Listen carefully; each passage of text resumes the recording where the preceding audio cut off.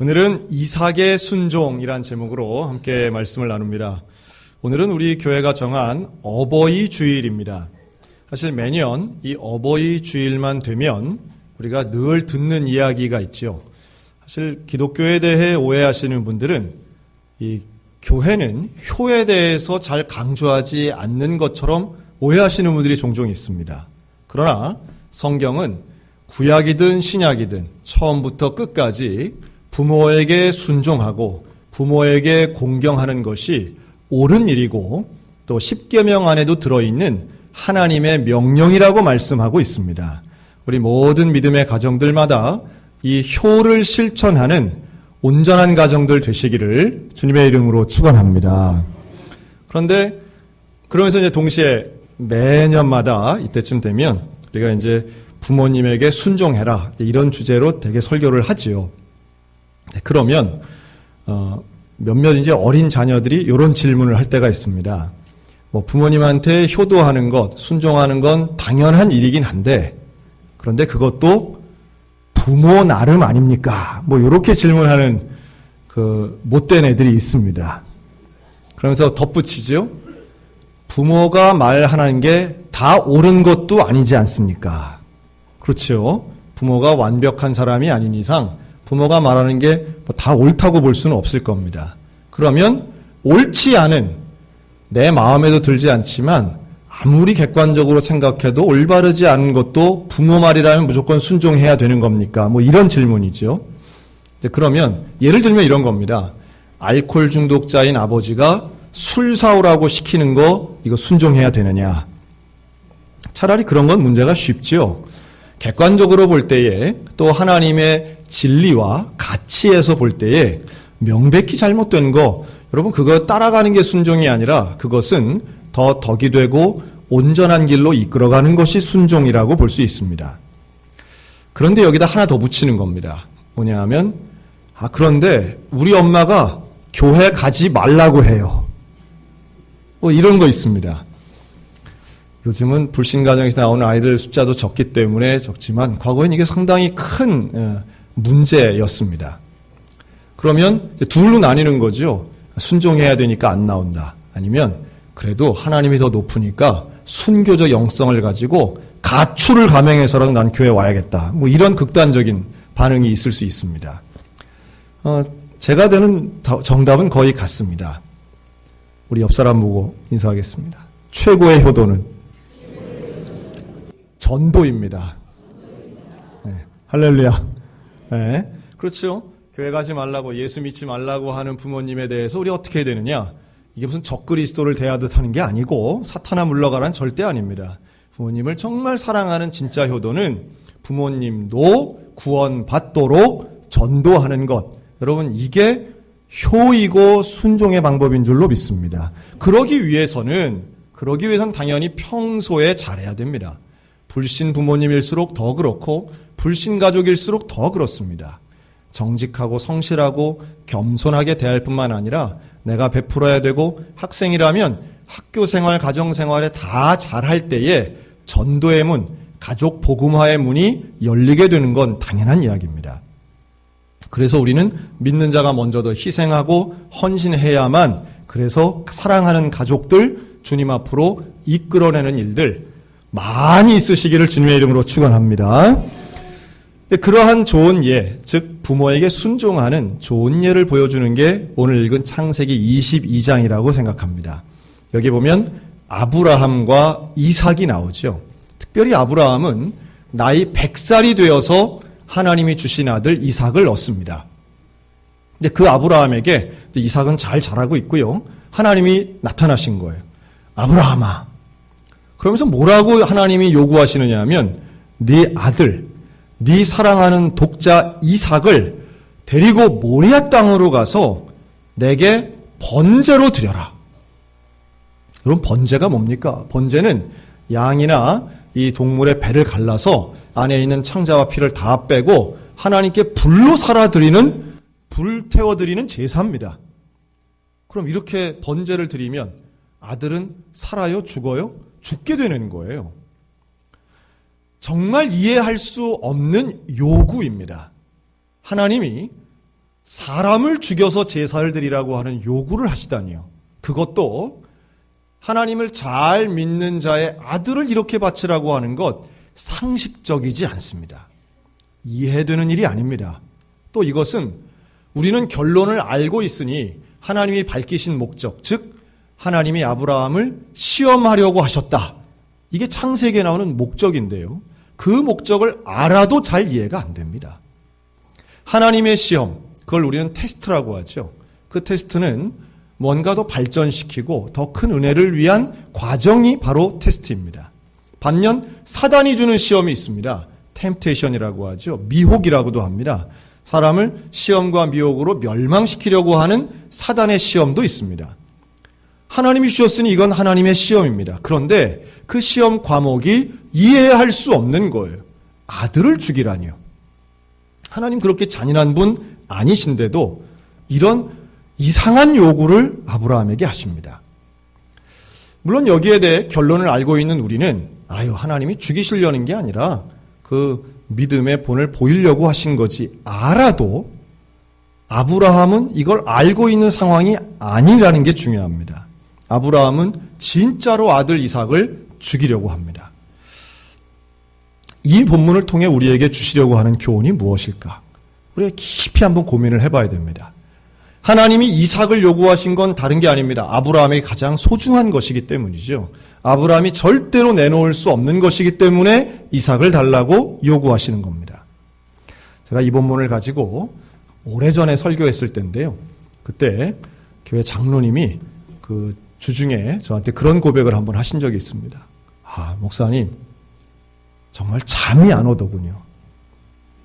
만약에 하나님이 아브라함에게 하신 그 말씀 그대로 나에게 하신다면 내가 아브라함처럼 순종할 수 있을까? 정말 잠이 안 올 정도로 고민하고 또 고민했는데, 여러분, 하나님이 자녀를 내게 다오, 이건 신학교 보내라는 게 아니라 진짜 배를 가르라는 명령이라면 이거 누가 순종할 수 있겠냐는 거예요. 그리고 그 장로님이 내린 결론은 나는 도저히 못한다였습니다.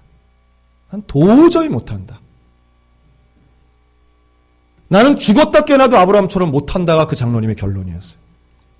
그렇게 생각을 하니까 아브라함이 이상해 보일 정도로 대단하고, 그리고 또 하나, 성경에 나오는 어떤 사람 중에 독생자 아들을 죽인 사람이 누가 있을까? 생각해보니 딱 한 분밖에 없더라는 거예요. 여호와 하나님만이 그 일을 하셨구나. 여호와 하나님만이 독생자인 예수 그리스도를 십자가에 달려 죽도록 하시고 그 죽음을 통해 나를 구원하신 것이 이게 얼마나 감사한가를 오히려 아브라함에게 말씀하신 여호와를 통해 새롭게 깨달았다고 고백한 그 고백을 제가 들은 적이 있습니다. 여러분, 하나님이 우리에게 아브라함처럼 요구하지 않으신 것에 대해 다행으로 생각하셔야 됩니다.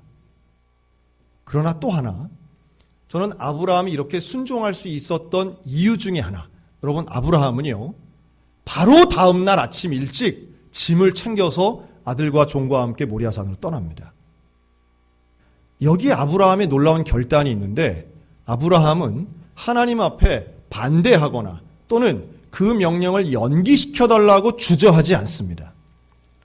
아마도 이 하룻밤 아브라함이 제대로 잠 못 잤을 겁니다. 아들을 죽여야 되는데 어떻게 잠을 잘 수 있었겠어요?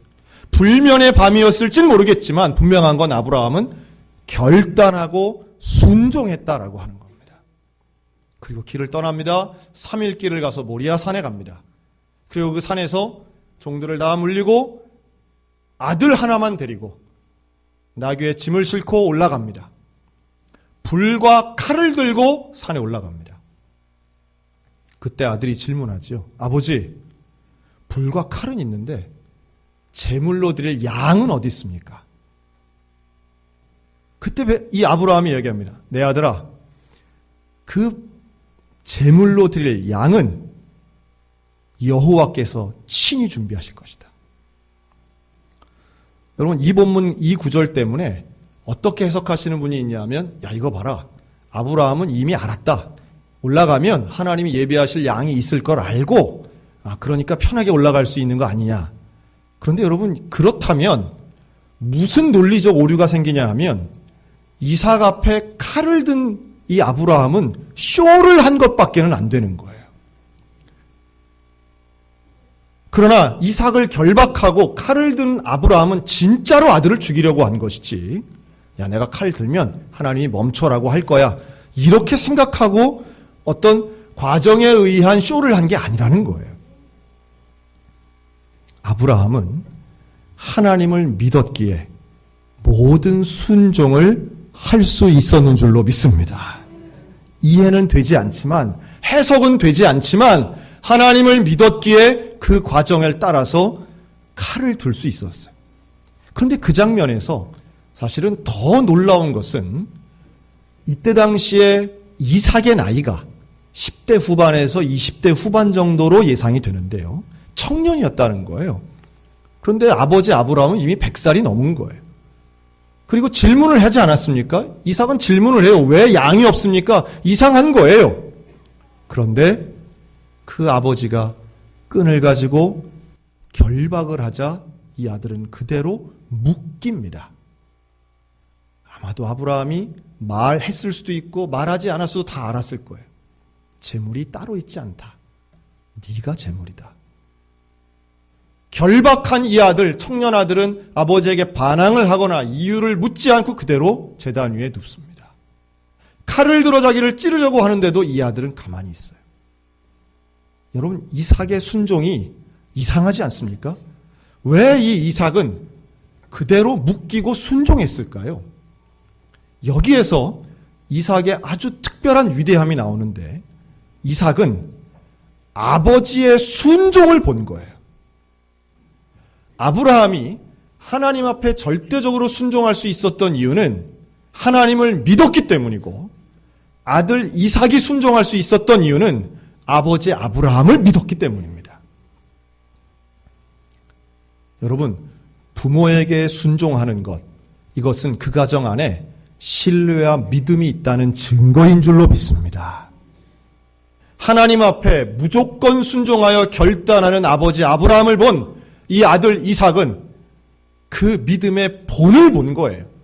본을 보고 배운 거예요. 그 자리에서 이삭은 순종함으로 자기 자신을 드립니다. 하나님은 12절에 아브라함에게 칭찬합니다. 너의 그 믿음, 네가 하나님 여호와를 경외한 것을 내가 보고 알았다. 하나님을 경외했다고 봐요. 이 자리는 모리아산 꼭대기에서 이 아브라함과 이삭 부자가 했던 행위는 다른 것이 아닌 하나님을 경외하는 예배자의 모습이었다는 거죠. 그리고 그것은 이 부자가, 이 가정이 하나님 앞에 온전히 드린 믿음의 순간인 줄로 믿습니다. 동행하는 부자가 하나님의 이름을 높여드려요. 그리고 그 순간 하나님은 인정하십니다. 여러분, 저나 여러분이나 소원이 있다면 우리 모든 가족들이 다 하나님 앞에 믿음의 사람이 되는 것인 줄로 믿습니다. 하나님을 믿고 하나님 앞에 인정받을 만한 예배의 사람이 되는 것, 이게 우리의 소원인데요. 이거 어떻게 이룰 수 있겠습니까? 이거 어떻게 이룰 수 있겠어요? 많은 가정에서 교육에 힘을 씁니다. 잘 가르치려고 합니다. 그런데 이 가르침에 있어서 훈련을 시키려고 하면서 제대로 된 교육이 안 될 때가 있어요. 예를 들면 이런 겁니다. 자기 자녀에게 시키기는 하는데 자기는 잘 안 하는 거예요. 제가 공부를 한번 예를 들어볼까요? 공부해라 소리는 하지만 부모가 공부하는 경우는 극히 드뭅니다. 여러분, 애가 집에만 오면 스마트폰만 봐요. 그럼 뭐라 그래요? 야, 스마트폰 좀 그만해라 이러죠. 그런데 그만해라 하면서 정작 부모는 어떻게 합니까? 자기는 스마트폰을 열심히 하는 거예요.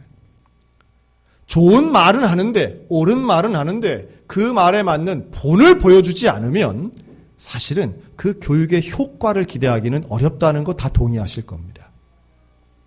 그런데 믿음도 신앙도 마찬가지죠.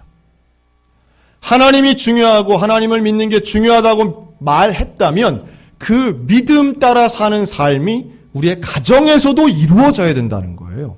정말로 중요한 순간, 진짜로 어려운 순간 하나님만 의지하는 모습을 보여주는 믿음의 부모들 되시기를 주님의 이름으로 축원합니다. 진짜 중요한 순간에 우리가 하나님을 붙잡느냐는 거, 여러분 이게 자녀들 눈에 보이게 됩니다. 평소에는 뭐 신앙이 있는 것처럼 하듯 정말 중요한 순간에는 역시 돈이야? 정말 중요한 순간 역시 연줄이야? 라고 한다면 여러분 그 부모를 어떻게 자녀가 진심으로 존경할 수 있겠느냐는 거예요. 가까이 있는 사람일수록, 사생활이 보이는 사람일수록 진짜의 신앙이 결정적인 순간에 보여지게 되는 겁니다. 저는 이삭에게 가장 중요한 순간 바로 이 모리아산 꼭대기였다고 봐요. 여기에서 내 아버지가, 나이 많은 내 아버지가 진짜로 하나님을 신뢰하는구나, 이것을 이삭이 눈으로 보고 귀로 듣고, 그리고 거기 있는 정말 풀숲에 있는 그 어린 양을 취해서 제사를 드리며 직접 체험했을 것이라고 믿습니다. 우리 사랑하는 모든 믿음의 가정에 기도의 본, 믿음의 본, 헌신의 본이 부모를 통하여 자녀에게 흘러가시기를 주님의 이름으로 축원합니다. 그리고 오늘 여러분들에게 교회에서 작은 선물을 좀 준비했습니다. 오늘 여러 가지가 있어요. 우리 이 교회에서 준비한 꽃도 있습니다. 70 넘으신 어르신들께 드리는 꽃도 있고요. 또 10일 여전도에서 준비한 선물도 어르신들 있어요. 어버이 주일이어서. 그런데 우리 모든 성도들에게 오늘 특별하게 주문 제작한 소양교회 사랑 펜슬을 하나씩 드립니다. 여러분 앉아 계신 장의자 위에 보면 검정색 연필, 그리고 이런 카드 종이들이 몇 장 있습니다. 이 연필은 한 자루씩 가져가시는 거예요. 여러분 그 연필 그냥 한 게 아니라 특별히 주문 제작했습니다. 은색으로 가족사랑 소양 성결교회라고 써 있죠. 네.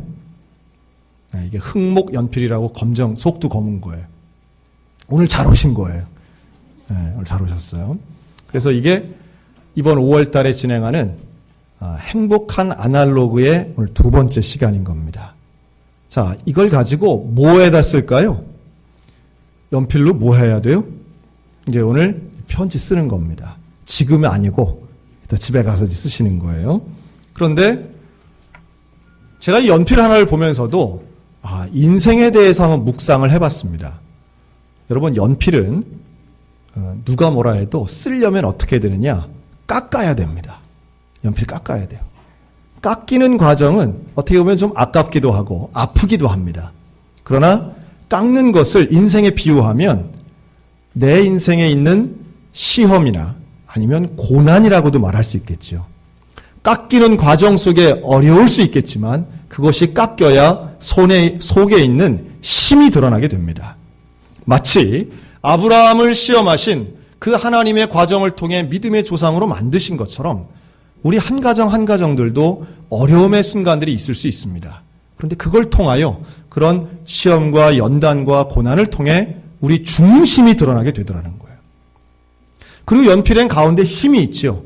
이 심의 두께나 또 재질에 따라서 쓰임새가 다릅니다. 굵은 연필은 사비 연필 같으면 그림 그린 데 쓰기도 하고요. 또 좀 세밀한 것은 제도용이나 글씨를 쓸 때도 사용되기도 합니다. 원래 교육이라고 하는 건 에듀케이션이라고 해서 안에 있는 걸 끄집어내는 의미가 라틴어에 있습니다. 연필심이 드러났을 때에 그 무한한 속에 있는 가능성이 드러나게 되는 거예요. 이 연필 한 자루로 쭉 줄을 그으면요, 이게 56km 그을 수 있습니다. 춘천에서부터 이북까지 그을 수 있어요.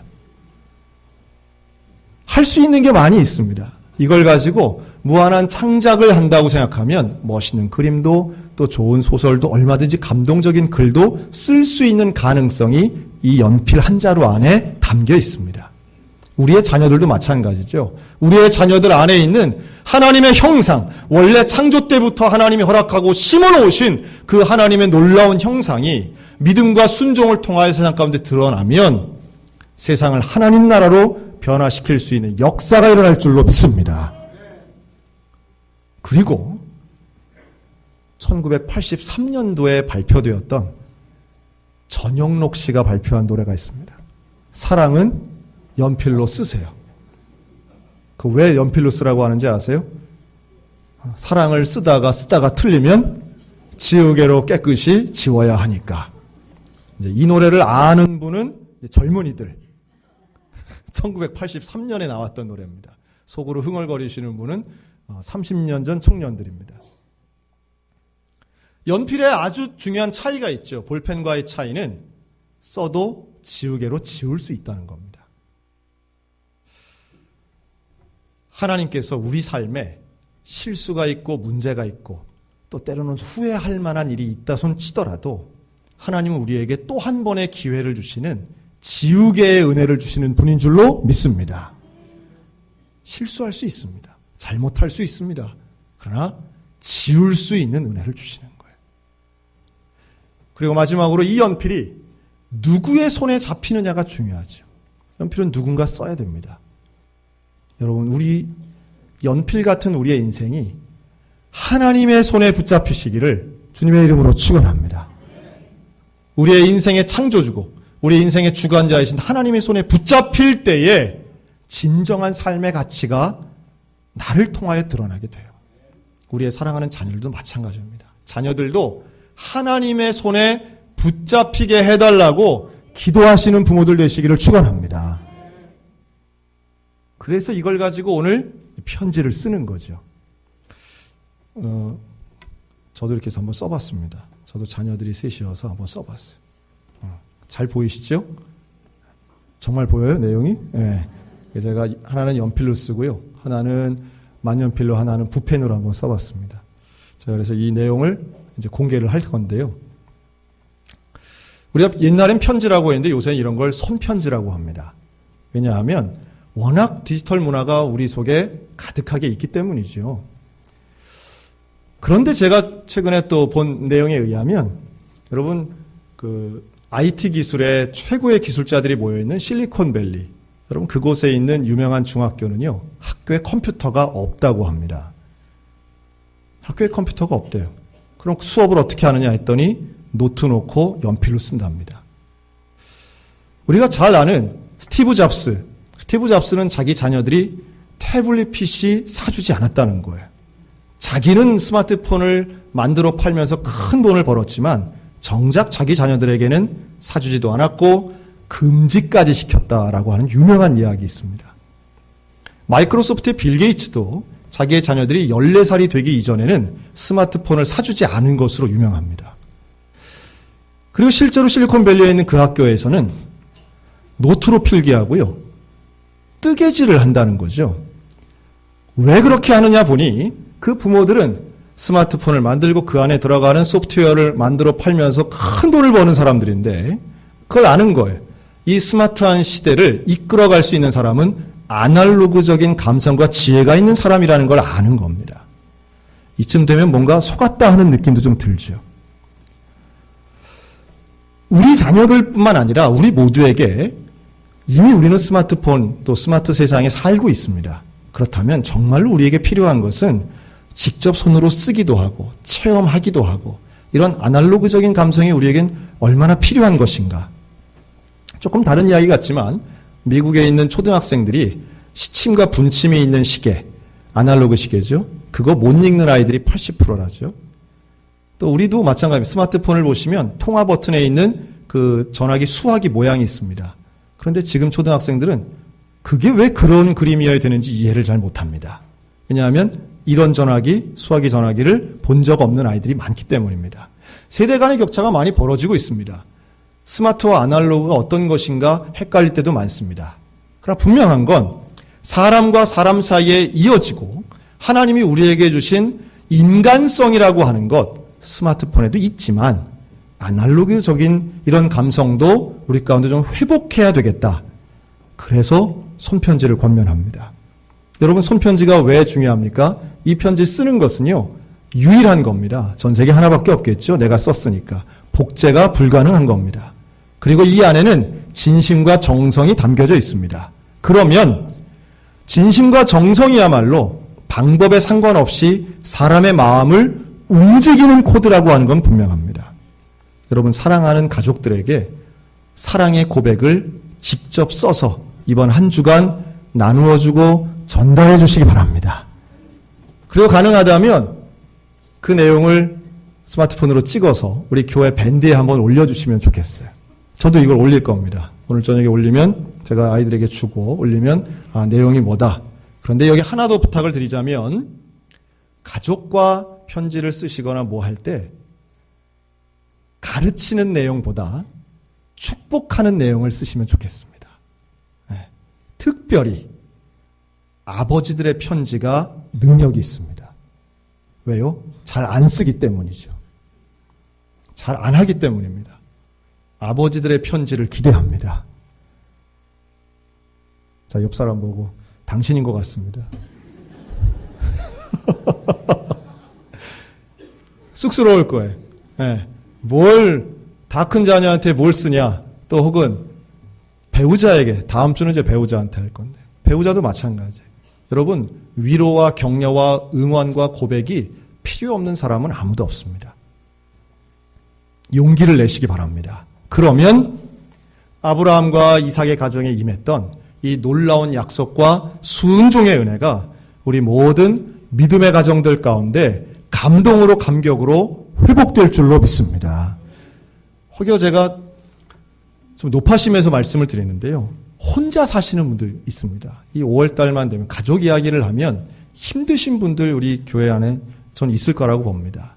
혼자 사시는 분들도 써주시기 바랍니다. 나에게 쓰셔도 좋습니다. 스스로에게 쓰셔도 좋습니다. 하나님께 쓰셔도 좋습니다. 하나님이 위로하시고 하나님이 응답하여 주실 줄로도 믿습니다.